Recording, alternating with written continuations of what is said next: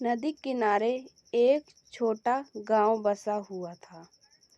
नदी गांव के लोगों के लिए पानी का प्रमुख स्रोत थी।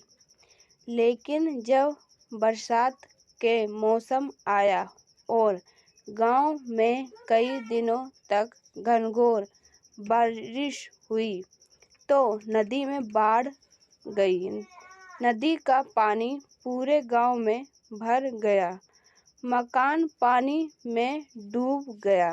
लोगों को सुरक्षित स्थान पर भागना पड़ा। बाढ़ के पानी में लोगों के घरों की कई चीजें बहने लगी। उनमें दो घड़े भी थे। एक पीतल का घड़ा था और एक मिट्टी का। दोनों ही घड़े पानी में खुद को बचाने का प्रयत्न कर रहे थे।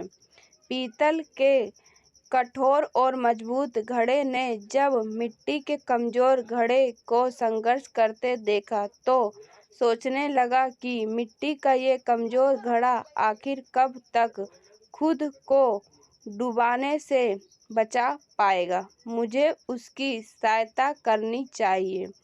उसने मिट्टी के घड़े से कहा, मित्र सुनो, तुम मिट्टी के बने हुए हो और बहुत कमजोर हो।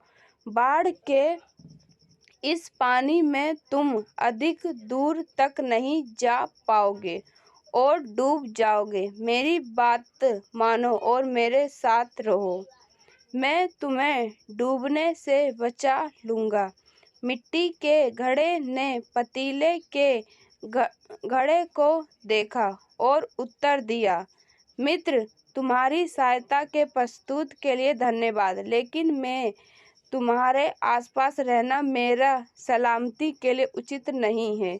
तुम्हें ठहर पीतल के बने घड़े और मैं मट्टी का। तुम्हें बहुत कठोर और मजबूत हो। अगर तुम्हें मुझसे टकरा गए तो मैं तो चूर हो जाऊंगा। इसलिए तुमसे दूर रहने में ही मेरी भलाई है। मैं स्वयं ही खुद को बचाने का प्रयत्न करता हूँ।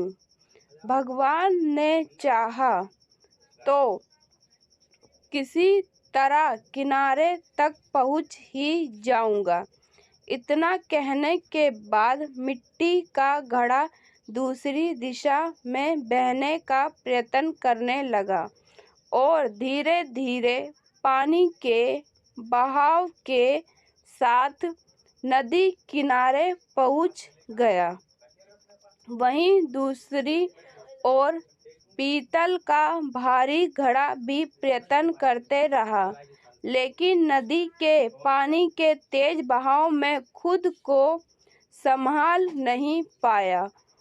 उसमें पानी भर गया और वह डूब गया।